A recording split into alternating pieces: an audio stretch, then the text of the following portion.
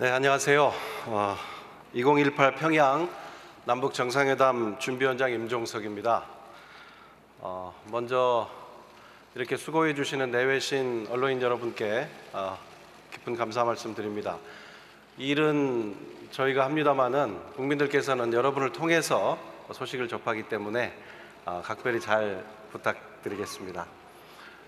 그리고 무엇보다도 높은 관심을 갖고 노심초사하시면서 응원해주고 계시는 국민 여러분께 진심으로 깊은 감사의 인사를 먼저 올립니다.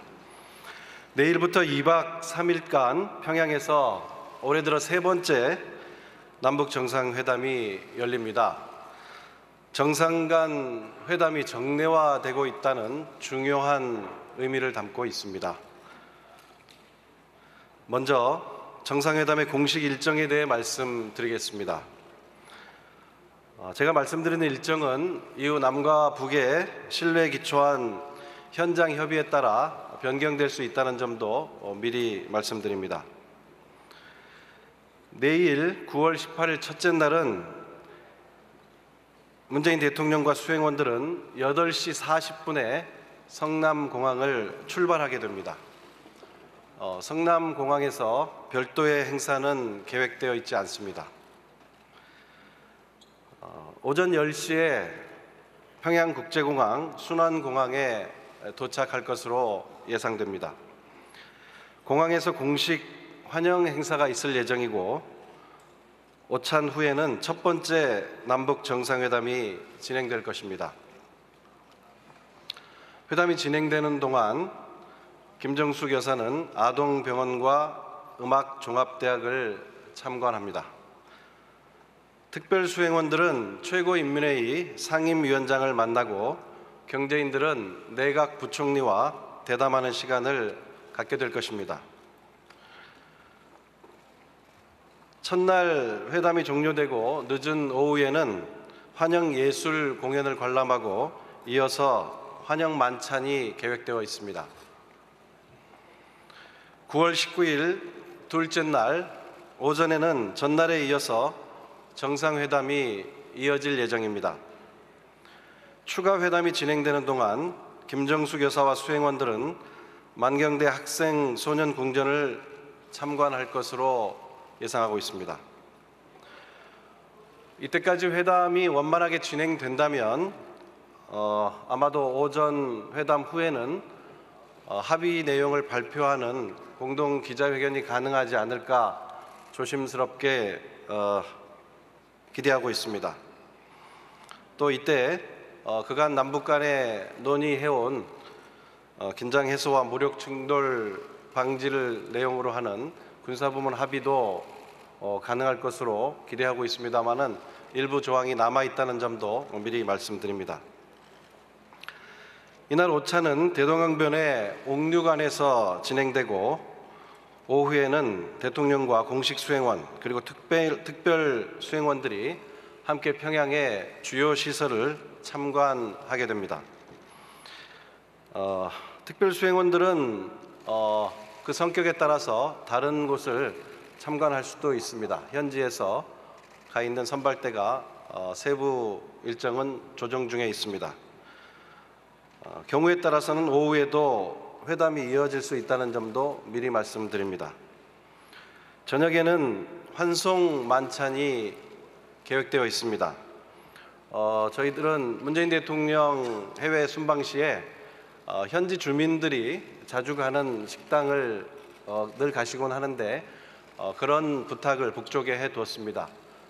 그래서 어떤 식당이 될지는 모르겠습니다만은 평양 시민들이 자주 가는 식당에서 가급적 만찬을 하게 되기를 희망합니다. 9월 20일 마지막 날은 전날에 환송 만찬을 했기 때문에 따로이 오찬은 예정되어 있지 않습니다. 공항에서 환송 행사를 마치고 오전에 서울로 향하게 됩니다.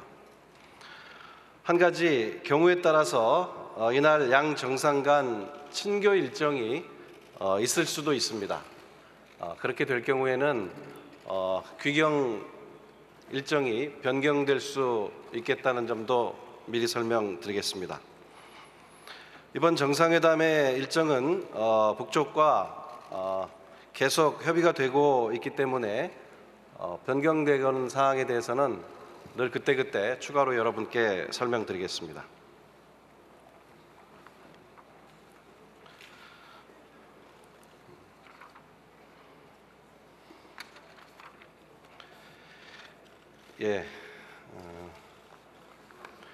이어서 이번 정상회담의 의제에 대해서 간략하게 설명드리겠습니다.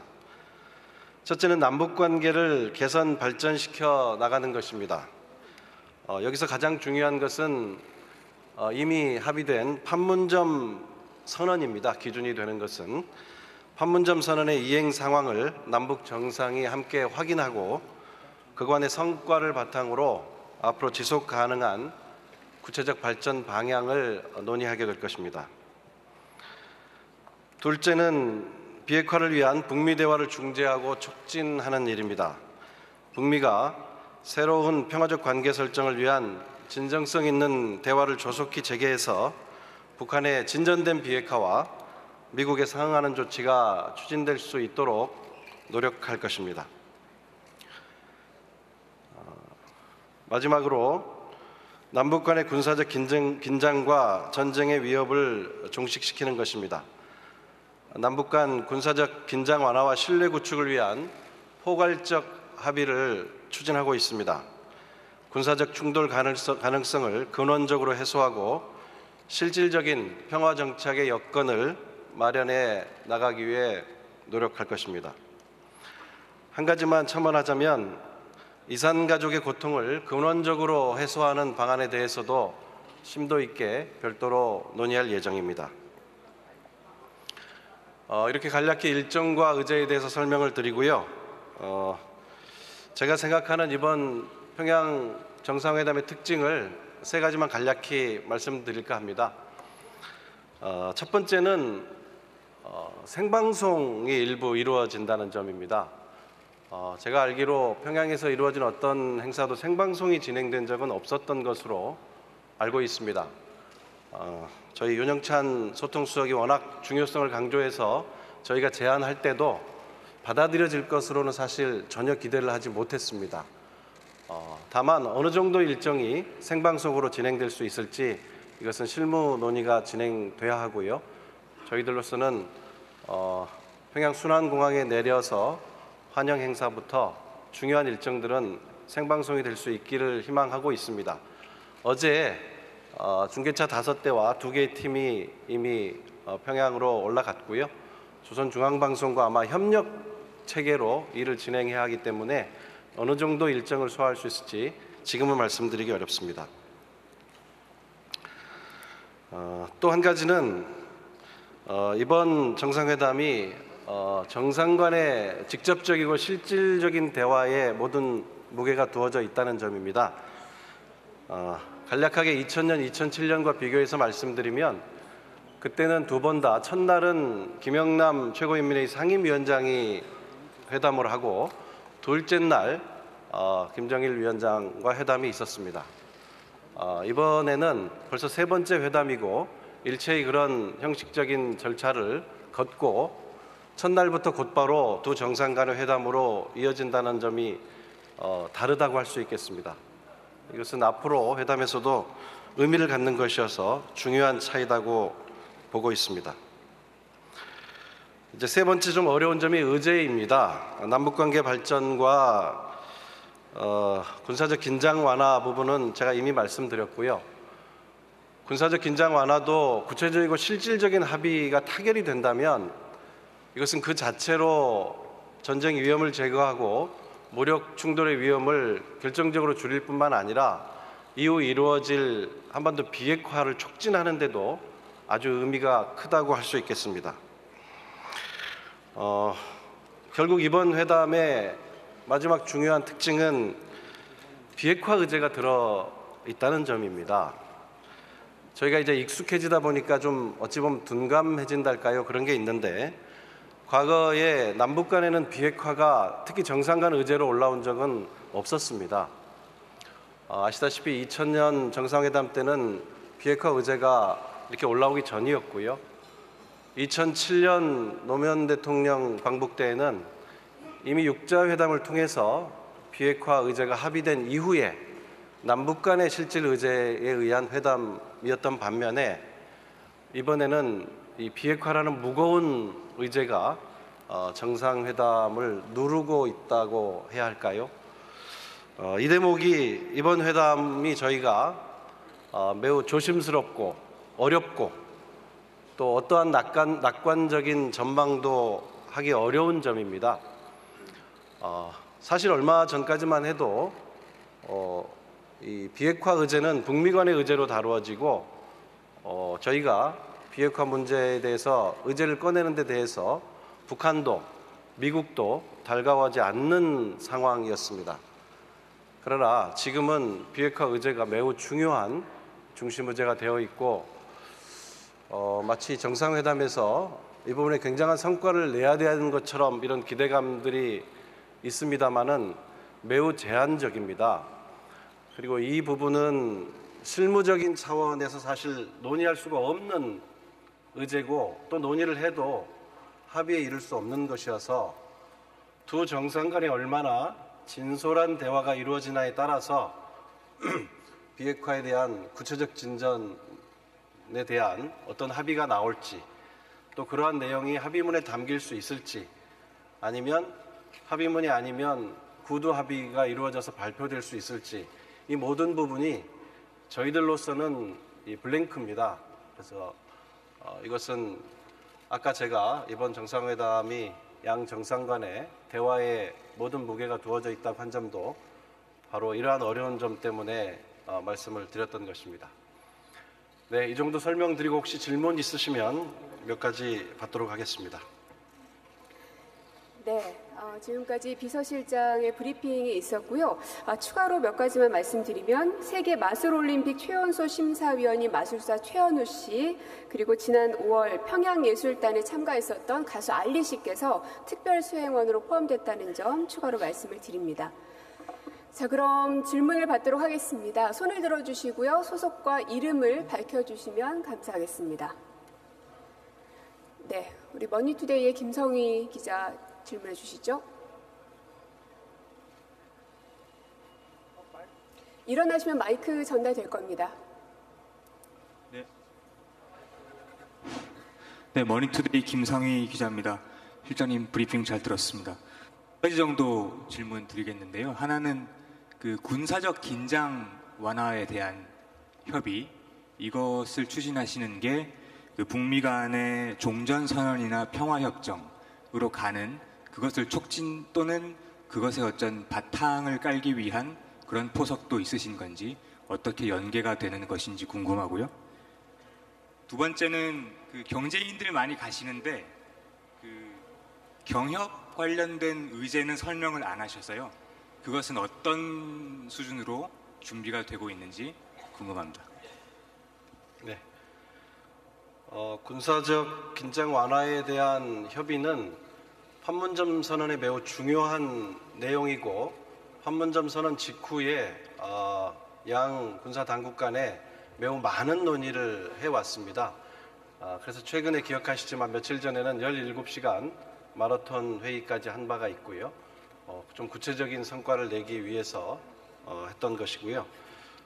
몇 가지 조항이 남아 있습니다만은 실제로 무력 충돌 위험을 근본적으로 좀 제거하고 전쟁의 위험을 해소하는 이런 의미 있는 합의가 이루어지지 않을까 기대합니다.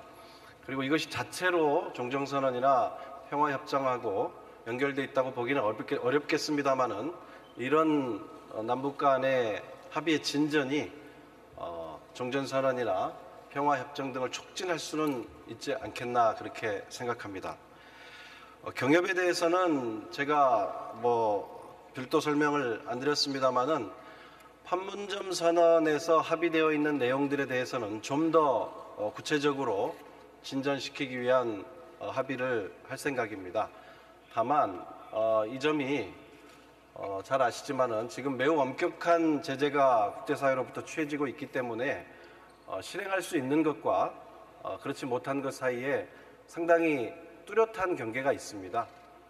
그래서 이거 역시 비핵화 또 남북관계 발전 진전 여부에 따라서 바로 이렇게 연계되어 있는 것이어서 말씀드리기 좀 조심스러운 측면이 있고요. 다만 판문점 선언 합의 내용 외에 새로운 것보다는 합의된 내용들을 좀 더 진전시켜보기 위한 최선의 노력을 다할 생각입니다. 예, 다음 질문 받겠습니다. 예, 경향의 손재민 기자 질문해 주시죠.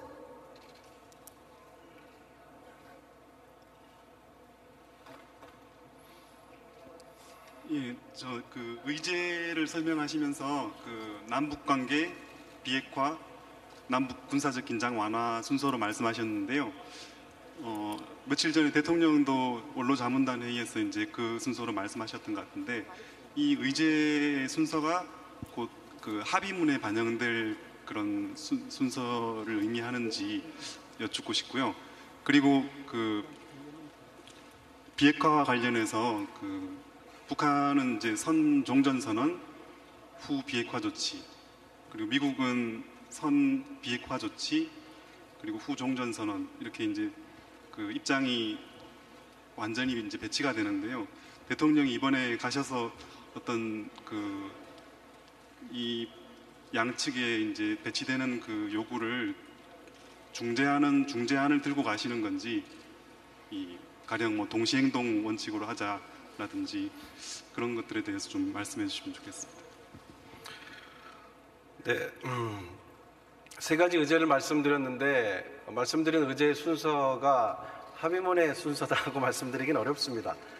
저희가 실무적으로 논의할 수 있는 선에서는 여러 가지 논의를 진행했습니다마는 중요한 부분들이 정상 간의 대화의 숙제로 남아 있고 또 순서는 지금은 제가 뭐라고 말씀드릴 수 없습니다. 그러나 말씀드린 순서가 합의문에 담긴 순서는 아닙니다. 비핵화 의제 역시 제가 이미 많은 의제들이 언론지상에 보도되고 있고, 그런데 이거 역시 제가 지금 어떤 이야기도 드리기가 조심스럽습니다. 개별적인 의견을 묻는다면야 많은 말씀 드릴 수 있겠습니다만은 정상회담에서 어느 수준에서 논의가 될 수 있을지 그건 제가 코멘트하기가 참 어렵습니다. 저희들로서는 다만 충분히 두 정상 간의 진솔한 대화가 이루어지기를 기대하는 것입니다. 그 과정에서 어떤 합의가 나올 수도 있고 조금 더 공감대가 확대될 수도 있고 또 그렇게 나눈 대화가 어느 정도로 우리 국민들에게 또 국제사회에 공표될 수 있을지 그것은 봐야 할 것 같습니다. 저희가 이번 회담에 조금 조심스럽고 무거운 이유입니다. 네, 질문 또 받겠습니다. 네, YTN의 신호 기자 질문해 주시죠.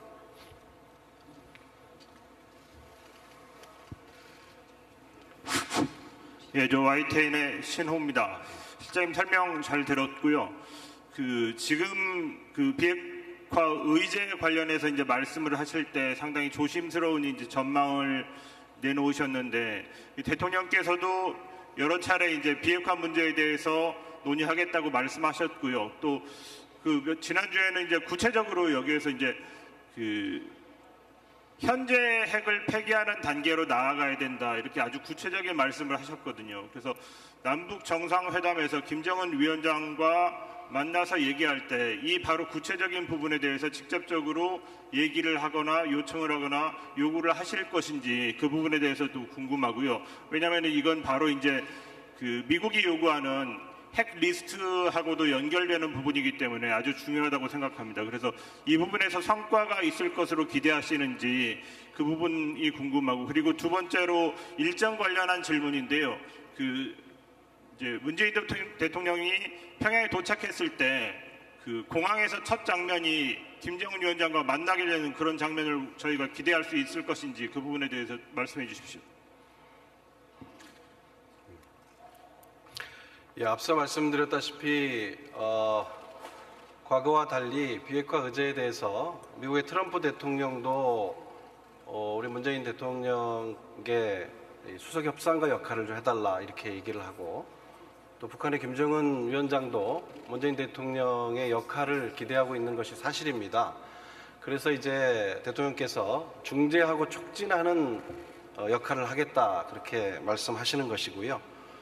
그래서 이 미국이 가지고 있는 생각들을 아무래도 김정은 위원장보다는 문재인 대통령이 많은 만남과 통화를 통해서 자세히 알고 있기 때문에 충분히 전달할 수 있을 것으로 생각합니다. 마찬가지로 김정은 위원장이 가지고 있는 생각과 또 지난번에 특사단 때 얘기 있었던 그 답답함, 여러 가지 이야기들을 좀 충분히 듣게 된다면 저희가 중재하고 촉진하는 데 상당한 역할을 할 수 있지 않을까 기대하는 것입니다. 조금 이번 정상회담이 일정상 특징적인 것은 정상회담 직후에 뉴욕 유엔 총회가 있습니다. 그곳에 곧바로 가시기 때문에 거기에서 트럼프 대통령과 양자회담이 이루어질 것으로 지금 생각하고 있습니다. 그래서 지금 질문하신 내용 관련해서 두 정상이 얼마나 솔직한 이야기를 깊이 있게 할 수 있느냐, 결국 그것은 거기에 따라서 상당한 역할 또 계기가 될 수도 있고 그렇지 못할 수도 있겠다 생각합니다. 공항에서 북쪽의 특성상 최고 지도자가 움직이는 일정에 대해서는 공개를 하지 않도록 이렇게 되어 있는 것이 관례여서 조심스럽긴 합니다만은 공항에서 공식 환영 행사가 계획되어 있기 때문에 김정은 위원장이 직접 영접하지 않을까 저희들은 그렇게 기대하고 있습니다. 좀 이례적이죠. 저희들도 대통령이 가시거나 또 외빈을 맞을 때 국빈 방문 때도 공항에 가서 이제 영접하는 건 아주 드문 일인데요. 한번 두고 보시죠. 예. 네, 그리고 스틸 사진 찍으시는 분들께서는 후레쉬를 좀 자제해 주시기 바랍니다. 지금 영상으로 좀 문제들이 생겨서요. 외신에서 질문을 좀 받겠습니다. 블룸버그의 이유경 기자 질문해 주시죠. 예. 예, 안녕하세요. 블룸버그 통신의 이유경 기자라고 합니다. 좀 질문이 몇 가지 있는데요. 비핵화 관련해서 문재인 대통령이 이번에 김정은 위원장에게 좀 구체적으로 핵 리스트 신고 검증을 하도록 좀 설득하실 예정인지 답변해 주시기 바라고요. 그리고 이번에 대기업 총수들이 북한에서 논의하실 아젠다가 무엇인지 궁금하고요. 이번에 대기업 총수들의 경우는 좀 자발적으로 방북을 하는 것인지 포텐셜 투자 논의가 예정되어 있는지 궁금합니다.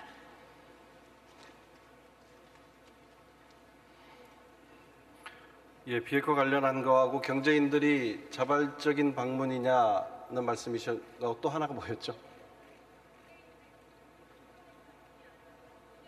좀 마이크 좀 들으실래요?